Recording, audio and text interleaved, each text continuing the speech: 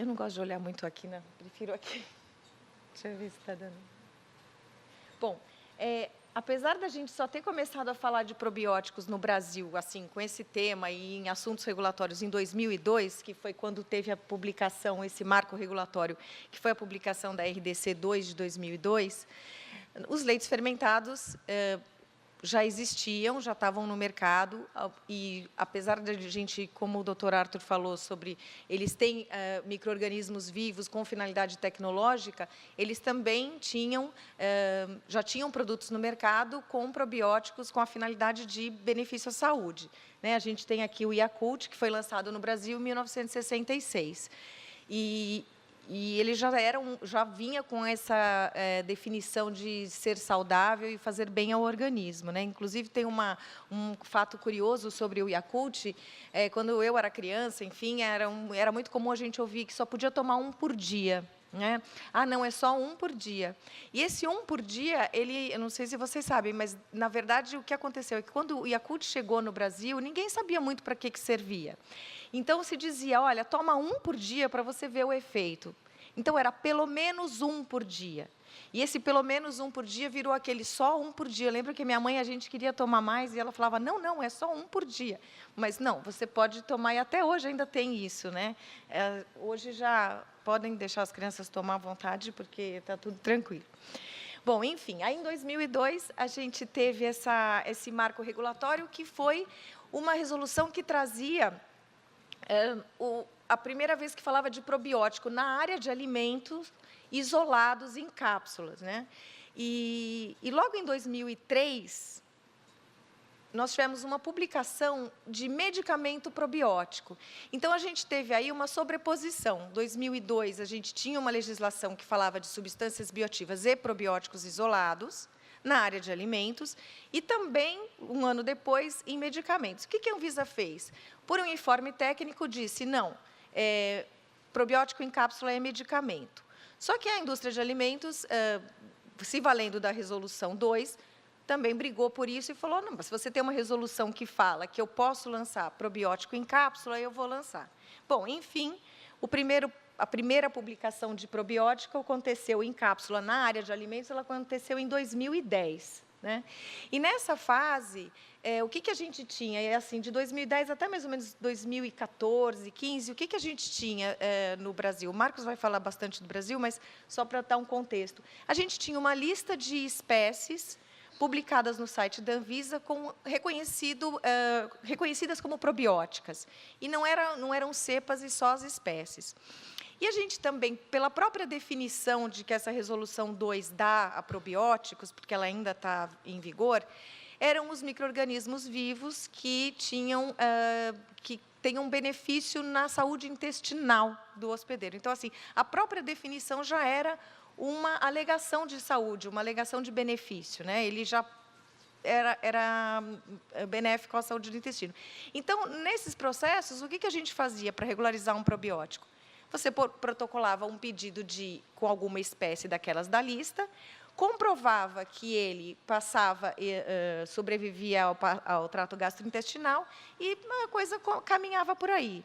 Até que, recentemente, foi agora esse ano, a Anvisa já vinha avaliando com mais critérios os processos e fazendo exigências. Eles publicaram um insight, no site da Anvisa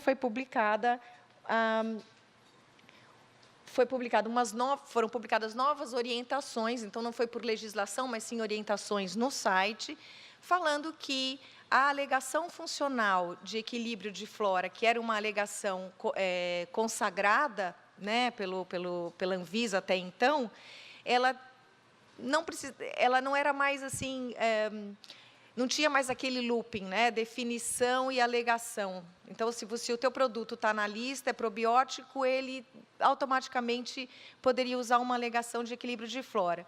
Isso mudou um pouco, e a questão passou a ser caso a caso, avaliada caso a caso, e o benefício nem sempre vinculado ao equilíbrio de flora. A Anvisa passou a questionar a própria definição, né? Assim, quando você mandava um processo, e hoje ainda manda um processo dizendo que o seu produto equilibra a flora, ainda com essa expressão, eles questionam, sim, equilibra a flora, mas qual é o benefício disso? Então, a coisa realmente ficou um pouco mais restritiva.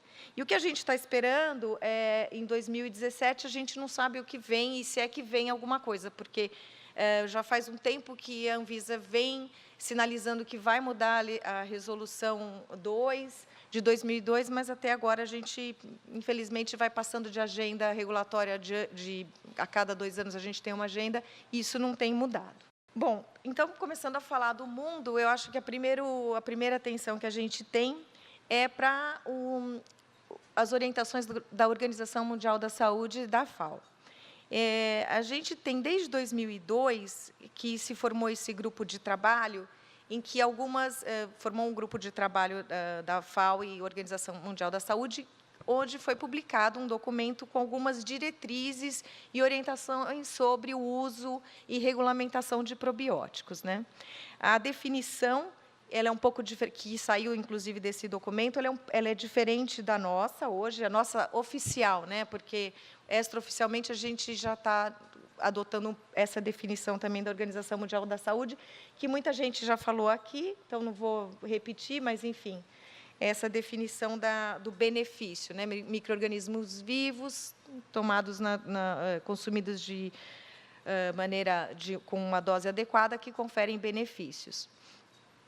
Bom, dentre os requisitos que esse grupo de trabalho colocou como importantes para a identificação e consumo, uso de probióticos, a gente tem a identificação da cepa, fenotipicamente e geneticamente, e o depósito em bancos de culturas. Então, isso é super importante. A Anvisa também está adotando essas recomendações da FAO, então é por isso que a gente tem hoje esse processo um pouco mais complexo. Bom, o potencial probiótico, que é justamente o potencial que o micro-organismo tem de chegar vivo ao seu intestino e ir lá atuar para conferir os benefícios. Então, aqui a gente tem aí alguns dos tópicos que são importantes para comprovar esse potencial probiótico. Então, a resistência gástrica, a resistência aos ácidos biliares, a aderência à mucosa e outras mais, né? Isso também é algo que a gente sempre teve que comprovar aqui no Brasil. Sempre isso, independente de terem as espécies no site, a gente tinha que comprovar essas características. Ponto básico, né, como o doutor Arthur falou, ponto que não tem negociação, em relação à segurança, por meio de estudos in vitro, em animais, em humanos, em fase 1. Avaliação de atividades metabólicas em relação à produção de possíveis toxinas, atividade hemolítica para espécies com esse potencial. E o perfil de resistência a antibióticos. Esse é um ponto também, depois a gente vai ver mais para frente no caso da Europa, que mesmo aqueles micro-organismos que são consagradamente usados e considerados seguros, a resistência ao antibiótico e a transferência de genes de resistência é um ponto muito importante. O doutor Arthur falou disso na apresentação dele, porque ninguém vai querer consumir ou colocar no mercado probiótico que tenha essa possibilidade de transferência de genes de resistência a antibiótico. Então, isso tem que ser comprovado. Bom, e em relação à comprovação de eficácia, esse documento trata da apresentação de estudos clínicos randomizados, duplo cego e placebo controlados, que é exatamente o que a Anvisa vem solicitando e que a gente vê que o mundo inteiro também, mundo inteiro não, mas, enfim, os países que a gente tem contato, isso é também um ponto importante que a gente não vai ter como fugir, a gente tem que apresentar essas evidências clínicas. Isso é muito importante, até porque você tem que falar, você tem que comunicar para o consumidor aquilo que, de fato, o seu produto vai ter a eficiência do seu produto. Bom, e as recomendações desse documento eram que a adoção da definição proposta, então, pelas agências reguladoras, pelos países, né, que se adotasse a definição proposta que a gente falou anteriormente, o uso daqueles guidelines para a classificação da cepa como probiótica, né, e a adoção de um arcabouço regulatório para uso de claims específicos quando as evidências científicas existirem. E aqui um ponto interessante é que eles recomendam que, mais do que claims genéricos, né, sobre como, por exemplo, a melhora à saúde intestinal, que fossem usados os claims mais específicos, que é justamente o que a gente acaba vendo nas evidências científicas, né? Quando você estuda uma cepa, você vai para não é algo genérico, né? Você vai para um ponto específico. Então, por exemplo, esse aqui, o exemplo que eles dão é bacana, olha, reduz a incidência e a severidade da diarreia causada por rotavírus em crianças. Claro que é um claim. Até ontem o professor Franco falou sobre isso, né? Eu vou colocar um tipo de claim, como que eu vou fazer esse claim em alimentos? No Brasil, é realmente, a gente pensar nesse claim aqui ainda é muito avançado, mas essa é a recomendação da Organização Mundial da Saúde. Bom, então, aqui só ilustrando o que eu já havia falado, né, que a alegação funcional da Anvisa até então, até o começo desse ano, ela era meio padronizada, né, sobre o equilíbrio de flora, e hoje eles estão adotando aquilo que já desde 99 está na legislação, que é uma alegação mais livre, desde que comprovada por evidências científicas. Bom, agora a gente vai ver um pouquinho de como funciona na Europa essa questão dos probióticos. Como o doutor Arthur já comentou também, hoje na Europa, você não pode falar que um produto é probiótico, porque a própria palavra probiótico já infere que ele vai ter um benefício, né? Então, ela já é implicitamente um claim. Então, assim, depois eu vou falar da EFSA, mas o que aconteceu é que a EFSA, que é o European Food Safety Authority, que é uma comissão, que é um grupo, um painel de cientistas, enfim, uma entidade de cientistas, formada por cientistas, que estudam vários temas, não só em relação à segurança, mas também eficácia de produtos.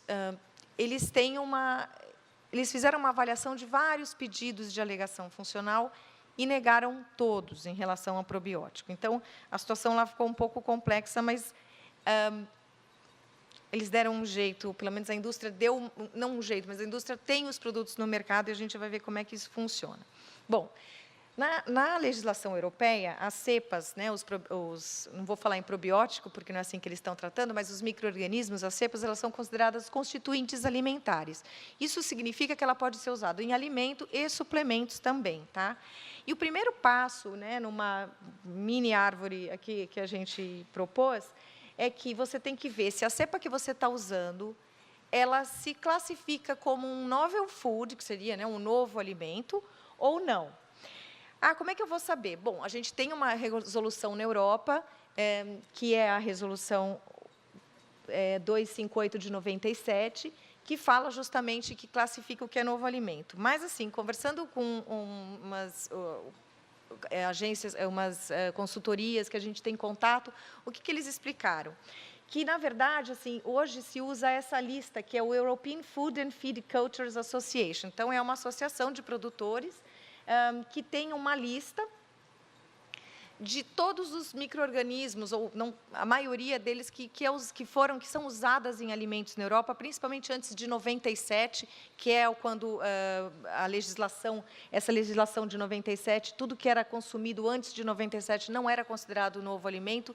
Então, na Europa, uma das formas de você saber se o seu produto cai ou não na categoria de novo alimento, se você precisa ter uma avaliação de segurança mais complexa ou não, é pela data, por 1997. Mas, em relação específica às cepas, né, aos produtos, aos micro-organismos, a gente tem essa lista. Não sei se vai dar para vocês lerem daí, mas ela é muito interessante. Você tem aqui toda a categorização, né, toda a classificação taxonômica da cepa, e daí ele diz aqui, numa coluna, onde que é usado e uma referência de uso, né? Então, aqui, por exemplo, então, você tem um estudo onde esse uso dessa cepa específica está referenciada. Então, assim você comprova, ou não precisa comprovar, mas assim você classifica que o seu produto não é uma nova cepa, um novo alimento.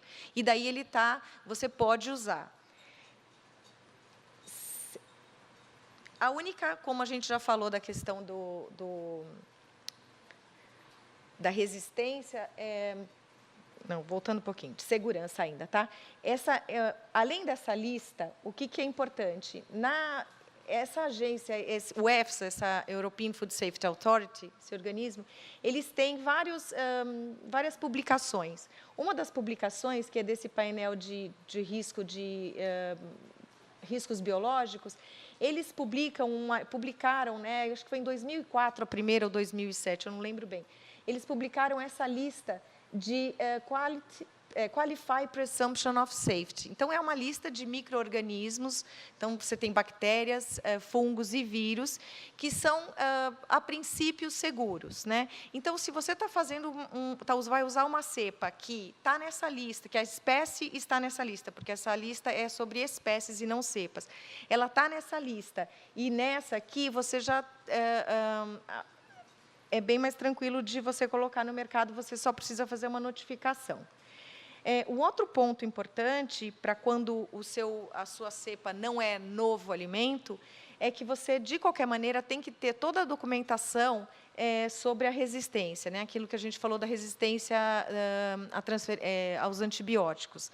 E aí você tem um guia também, publicado pelo EFSA, de como você faz esse estudo. Tá? Então, isso também é uma coisa que a Anvisa solicita aqui no Brasil, que a gente tem que apresentar. Então, todos os produtores de cepas, eles já têm esse know-how de como fazer esse estudo de transferência de genes de resistência, enfim, para demonstrar a segurança da cepa. Bom, e quando ela, então, quando é um novel food, então, se eu tenho uma cepa que é muito raro, né, segundo essas nossas parceiras da Europa, é muito raro você ter um pedido de uma nova cepa, mas se tiver, você vai ter que vai ter que comprovar a segurança. Isso aqui na Europa, a legislação de novel food, só voltando um pouquinho, ela vai mudar, ela já foi publicada, já vai entrar em vigor agora no ano que vem, tá? E já tem aí um draft, um guidance também, porque isso eu acho muito bacana, né? Que a gente está faltando para a gente aqui no Brasil, que é uma agência, que é uma entidade que faça guias de referência, que auxilie as agências reguladoras em relação à ciência, como estudar certos processos. A gente tem ainda no papel a CTCAF, que é a Comissão de Assessoramento, mas, na prática, ela não está funcionando, né? E isso acaba fazendo bastante falta. Então, vocês veem que aqui, olha, já tem um draft guidance, né, para o setor, né, enfim, para apresentar um pedido de autorização de novel food, e nessa reunião que foi agora em setembro de 2016, esse que era um draft passou a ser considerado já o guia, tá? E aí ele tem um tópico específico para os micro-organismos, tá? Então, aqui tem basicamente as recomendações da OMS, né? Não vou me prender muito aqui, mas é basicamente isso. E na questão dos dados toxicológicos dessas cepas, enfim, desses micro-organismos, eles adotaram como referência outro guia deles, que é o guia para avaliação de uso de aditivos, tá? Eles acharam que ele já era um guia que já era suficiente. Bom, outro aspecto importante da Europa, que também foi citado pelo Dr. Arthur, é essa questão dos claims, né? Então, a gente teve lá em 2004 uma enxurrada de claims que vinham dos Estados-membros para a EFSA, né? Para eles avaliarem. E avaliando, e foram muitos nãos, muitas indústrias que tinham submetido os seus claims retiraram para nem ser avaliado, porque já sabiam que não iam conseguir. E o que acabou acontecendo? A gente tem, por exemplo, eu trouxe aqui um exemplo de uma... Para todos esses claims que o EFSA avaliou, eles emitiram opiniões científicas que são publicadas e podem ser encontradas no site do EFSA. Tá? Uma das opiniões, eu destaquei, porque depois vocês vão ver a mesma coisa no Canadá, mas, assim, eles avaliaram o pedido de um claim de saúde relacionado a lactobacillus rhamnosus GG e a manutenção da defesa contra patógenos gastrointestinais. Tá? E aí... houve uma negativa. com base, eles disseram que o público não era o adequado, que não dava para extrapolar os resultados que tiveram em criança para o público em geral. E eu destaquei aqui 2 referências, né? Então, assim, aqui estão todas as referências que foram apresentadas para substanciar aquele claim de saúde, e todas elas foram avaliadas, e o painel de cientistas, enfim, de nutrição lá do EFSA, disse que não eram suficientes, tá? Bom, com base, depois de toda essa questão dessas negativas, na Europa começou a se discutir muito a transparência dessas avaliações, o que o EFSA queria, afinal. E aí, o que eles fizeram? Eles começaram a emitir os guias para os stakeholders submeterem os seus processos. Esse é o mais recente deles, ele é de 2015, e ele é para claims gerais. Eu vou usar agora, vou explicar um pouquinho para vocês, vou falar sobre esse aqui, que eu acho bastante interessante. Inclusive, para a gente, quando vai fazer processos, né, protocolar processos na Anvisa, e estou montando meu processo e digo, será que está bom? Será que eu estou, de fato, comprovando o meu claim? O site do EFSA é riquíssimo, apesar de ser super difícil, né, assim, a gente conseguir contemplar todos os tópicos que eles pedem, mas é um site riquíssimo de informação e referências para a gente. Então, olha só que interessante, que o Dr. Franco fez, que é questionários validados de avaliação subjetiva global de sintomas. Então, assim, se o questionário é validado, e parece que isso foge ao meu conhecimento, desculpa, mas você tem questionários que são validados, eu não sei como, mas, enfim. Esses questionários, eles consideram um fator de medição. E, olha só, ele é o principal fator de medição, né? Seria o principal marcador. Alterações em sintomas individuais e alterações no hábito de evacuação são evidências de suporte, mas, isoladamente, não são suficientes. Esse guia, como ele fala de outros claims, que eu não vou trazer tudo aqui porque não dá tempo, é importante porque em todos eles falam qual é o marcador principal e quais são os outros que dão suporte, mas não são suficientes para comprovar isoladamente. O do sistema imune é muito curioso, interessante, porque eles falam que os marcadores nível de IgE, enfim, marcadores imunológicos, não são suficientes se não tiverem acompanhados de um resultado benéfico, né? Então, só um parênteses. Voltando aqui na questão da função intestinal, o período de estudo, eles determinam que tem que ser no mínimo de 4 a 8 semanas. Isso é muito bacana, assim, a população IBS, né, que tem, então, síndrome do intestino irritável, é um grupo válido para extrapolação à população geral. Essa é sempre uma dúvida que a gente tinha, né? Pois a diferença está na frequência e severidade dos sintomas, que é aumentada no grupo IBS. Porque a maioria dos estudos, é difícil você achar estudo feito com pessoas saudáveis, né? Então, aqui eles adotam isso. E um outro ponto importante, que está começando a ser bastante discutido aqui também no Brasil, é que esse guia já traz essa questão da cólica infantil. Então, no caso de criança, a cólica é considerada um desconforto abdominal. Então, você tirar esse desconforto da criança é um efeito fisiológico benéfico, e você pode, desde que a cólica naquela criança tenha sido diagnosticada pelo HOME3, você, através de estudos que demonstrem que tem redução no tempo e duração do choro, você comprova que o probiótico é benéfico para aquele público.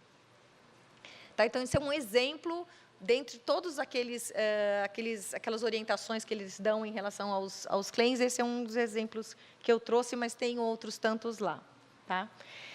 Bom, e aí, a gente, apesar de todos esses guias, apesar de tudo isso, ainda a gente tem muitos nãos, né? Então, ainda o comitê de cientistas acha que ainda não está tão bem comprovado os claims. Só que isso não significa que o produto não possa estar no mercado. O que acontece lá é que a gente tem um produto, por exemplo, a gente pegou num site de farmácias, farmácias comuns, né? Na França, por exemplo, você tem esse produto sendo vendido, e o que muda aqui é que o nome dele, ele não aparece a palavra probiótico, mas ele diz que é um complemento alimentar com fermentos lácteos. No caso do Actimel, a mesma coisa, não a mesma coisa, porque até o próprio rótulo do Actimel não é tão agressivo quanto aquele que não fala que é probiótico, mas o nome do produto aqui, né, Probiotil, é porque é marca registrada, enfim, está aí a coisa, né? Mas o Actimel, você vê, olha, então é um leite fermentado com cálcio e Lactobacillus casei. Então, ele coloca o nome da cepa. O consumidor fica também, foi algo que o Dr. Arthur trouxe, o consumidor fica muitas vezes sem saber, né, afinal, o benefício. E o que a gente ouve é que, de fato, a redução dos claims nos produtos também tiveram um impacto nas vendas, né? Então, esse é o caso da Europa. Agora, a gente vai no meu favorito, que é o Canadá. O meu e de muita gente, né? O Canadá, ele separa... a gente vai falar aqui de probióticos no Canadá, tanto na parte de alimentos, mas também na parte do que a gente conhece por suplemento, que no Canadá é conhecido como Natural Health Products, né?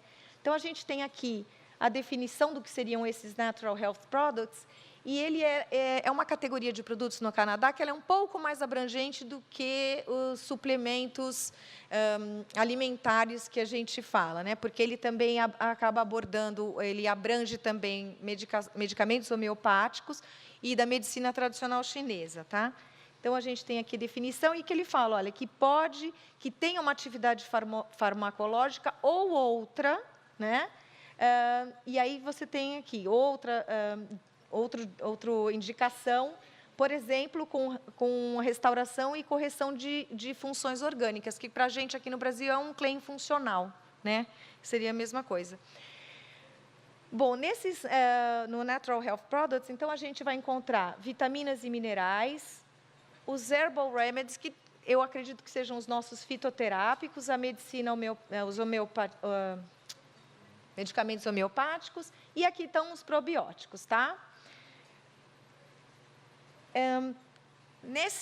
Esse também é um site muito bacana para quem trabalha com regulatórios ou mesmo não trabalha, porque no Natural Health Products, que é do Health Canada também, né, da agência, como se fosse o Ministério da Saúde do Canadá, ele traz várias monografias de substâncias. Então, são referências para a gente em relação... Eu não enxergo. 5. São referências que a gente tem sobre especificação de produto, claims, dosagem, né?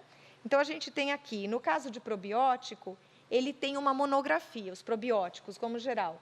E aqui, o produto que tem monografia no Canadá, para ele ser lançado no mercado, ele precisa ser notificado e, em 10 dias, ele já pode ser lançado. Por quê? Porque ele tem uma monografia publicada, o que significa que ele já é previamente considerado seguro, né? Então, a gente vai ter aqui os requisitos que também, gente, de novo, são aqueles requisitos já falados pela Organização Mundial da Saúde, que foi um dos primeiros slides, né?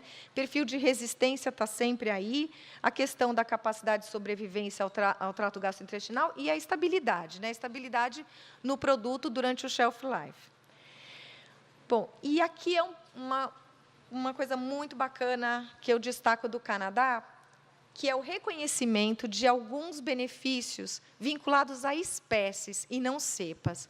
Essa é uma distinção que a gente tem do Canadá, que fala... Então, ele traz uma tabela, esses claims de fonte de probióticos, ajuda a manutenção da saúde intestinal e pode promover uma flora favorável, são claims genéricos, válidos, para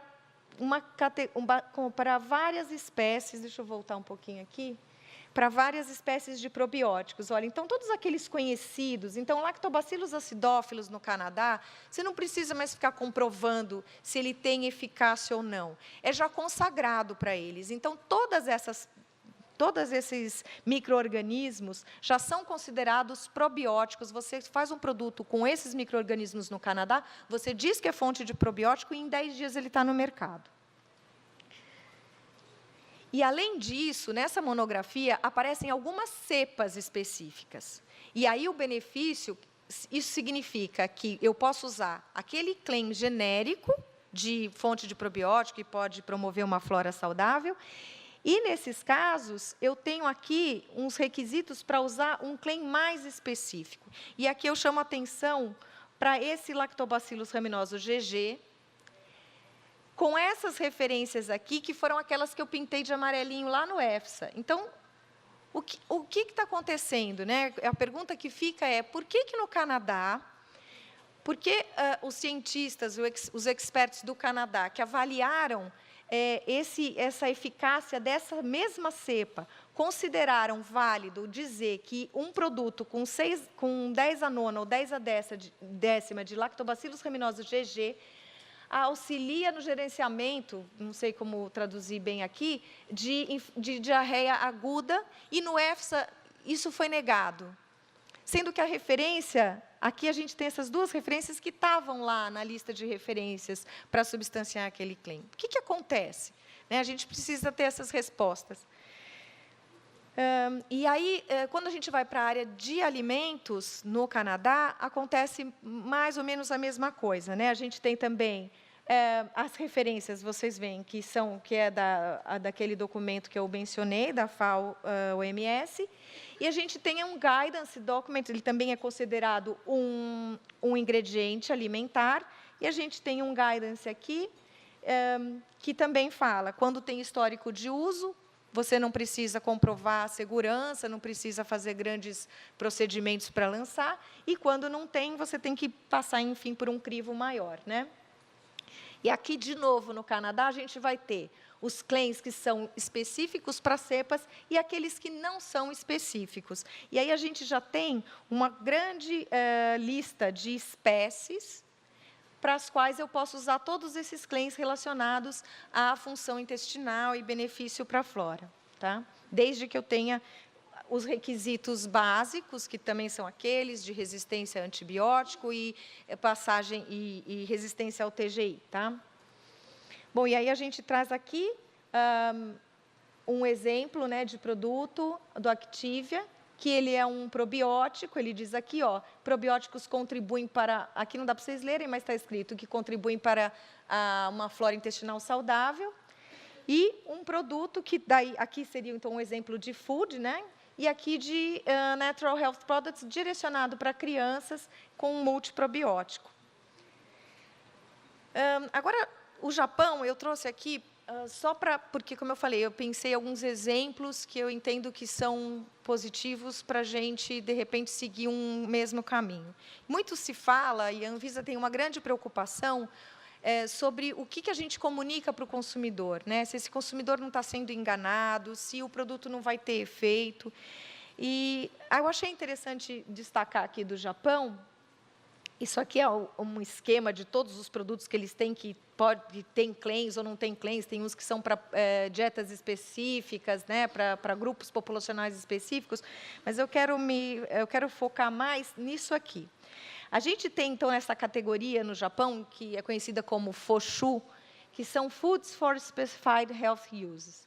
E aí, você tem aqui, na verdade, esses logos, que é uma forma de comunicação rápida com o consumidor, para demonstrar, para que o consumidor saiba, no momento da compra, o quão substanciado é aquele claim, quer dizer, qual é o nível de evidência que tem aquilo que ele está consumindo. Então, assim, quando você tem esses dois logos, são, de uma forma ou de outra, produtos que passaram pelo crivo do Ministério da Saúde, que já têm consolidada a questão científica, então, que são claims válidos e consolidados. E você tem esse aqui, que tem uma... Eu não sei o que está escrito aqui, mas talvez alguém saiba na plateia, mas deve ser alguma chamada, enfim, mas você vê que são logos distintos. E aqui são claims que ainda estão que foram feitos com base científica limitada.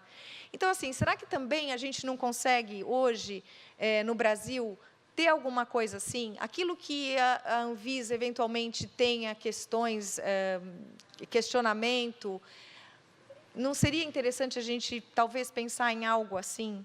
E eu digo isso porque lá na Abiad foi feita uma pesquisa sobre consumo de suplementos alimentares, e essa pesquisa trouxe uma resposta que a Anvisa sempre questionou, né? O que o consumidor pensa de suplemento alimentar? E o consumidor, hoje, no Brasil, o que consome suplemento, ele consome suplemento, na maioria das vezes, eu não lembro exatamente o número, mas assim, é uma grande parcela do consumidor, consome esse suplemento por orientação de nutricionista e médico, e ele sabe que suplemento não trata a doença, ele entende já que suplemento não é um medicamento. Então, ele consome aquilo com uma expectativa, a expectativa dele em relação àquilo não é tão alta como a Anvisa imaginava, né? Então, essa pesquisa, ela trouxe esse resultado. O consumidor de suplemento, ele é mais atento. Então, eu penso que alguma situação, um meio do caminho, né, seria, para esses claims, se há tanta dúvida ainda, seria uma forma da gente conseguir andar com a regularização de probióticos no Brasil. Obrigada pela atenção. Era isso que eu tinha para dividir com vocês hoje.